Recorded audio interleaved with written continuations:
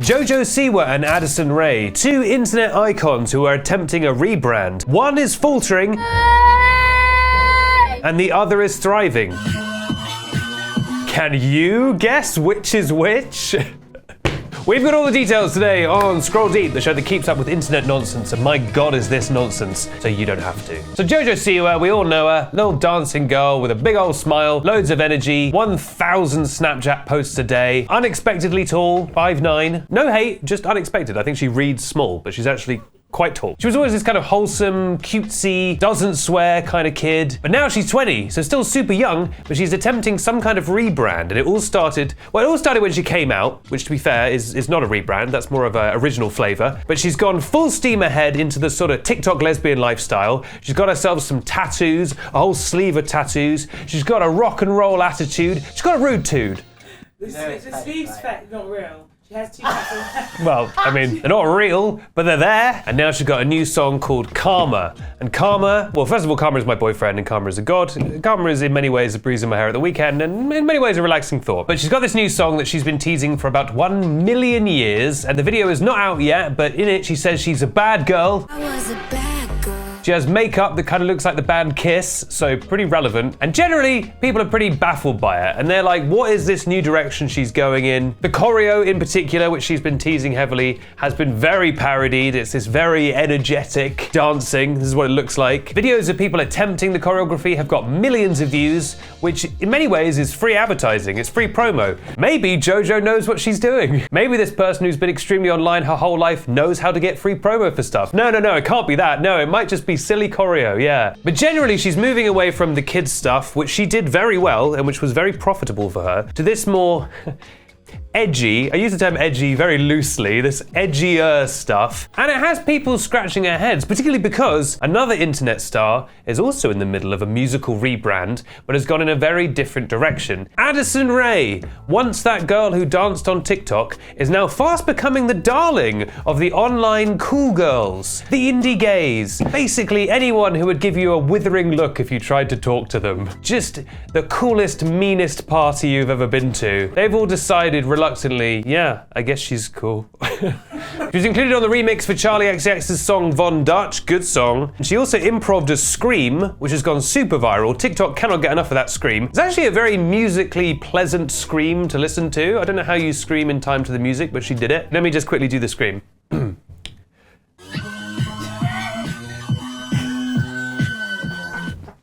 Oh, yeah, didn't think I was gonna hit it, but I really did. There's also a video of Charlie and Addison getting down at Boiler Room. That's a cool place. And I have to say, honestly, genuinely, well done to Addison. That is quite a pivot, and I don't really know how she's pulled that off. Well, I do know how she's pulled that off. In fact, that's what the whole point of this video is.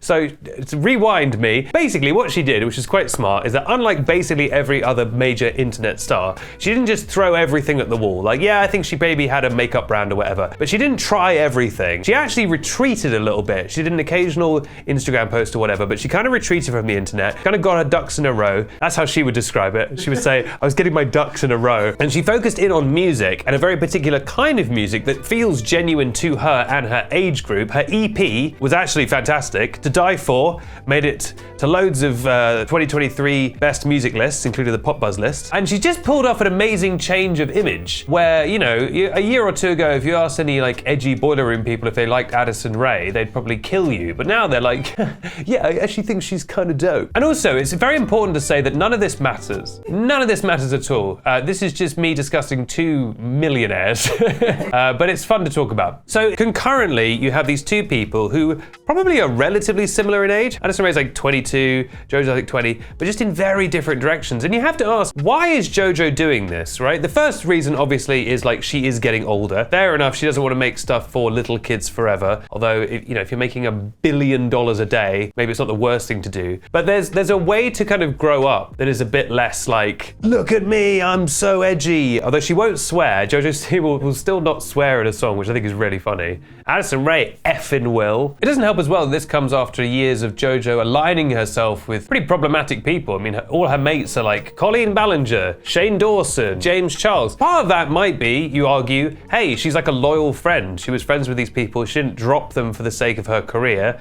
Maybe there's something noble in that, but obviously, you know, in the sort of gossipy world of the internet, it doesn't help to be associated with these people. Plus, now you're doing terrifying music videos where you wear scary makeup. People are going to be frightened. Because Addison does seem to have kind of moved away from, dropped, if you will, you know, Bryce Hall, those other internet stars. She's very much like, I'm friends with Charlie XCX now. I know what the XCX stands for. She's kind of moved herself into a new lane. I mean, ultimately, I think what we're building up to here is the Addison Rae Jojo Siwa collab, which would truly break the internet. It would be just Addison Rae like whistle singing while Jojo crumps, and it would sell so many CDs. The question is, does Jojo need to take a page out of Addison's book and take a step back, reassess, try and work out what exactly she wants, what's true to her?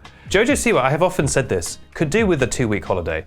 That girl exhausts me. I mean, it's very impressive, her work ethic, but this is a child who has been working non-stop for about 8 years. No, probably like 10 years, right? The sheer Snapchat output is actually terrifying. Like every single thing she does every day she films. Like she's made her millions. I think Jojo Siwa, go to Cancun or something. Go to Hull, go to Berwick-on-Tweed. But then she'd go there and then it'd be Jojo Takes Berwick and it'd be a whole show we'd follow. I think Jojo needs to go somewhere to one of those retreats where you don't talk for 2 weeks and just find herself and then come back, and then maybe she too could know what the XCX stands for in Charlie XCX, which I know what that stands for because I'm cool, but other people don't. What does it stand for? You've met her. Did I? Yeah. Oh shit. I'm just being reminded that I interviewed Charlie XCX once for Pop Buzz. We've been told that you've got a partner in crime, Troy Sivan. Sorry. I'm sorry, is this some kind of joke to you? No. Do you want to go to the big house? Yeah, okay.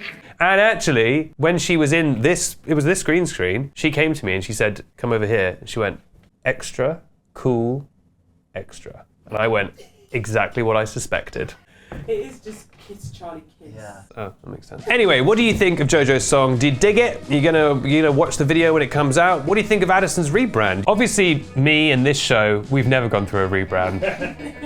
This has always been called, you know, Scroll Deep, founded in 1998 by my grandfather, and it's been, as you know, it's always been Scroll Deep. I've always been the exact same guy. Definitely wasn't much lamer or less lame. Perhaps I got more lame with time. I don't know.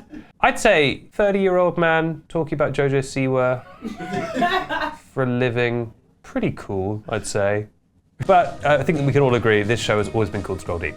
Anyway, to end this 45-minute long episode, what do you think about the song? What do you think about Addison? And I'm going to finish with our famous catchphrase.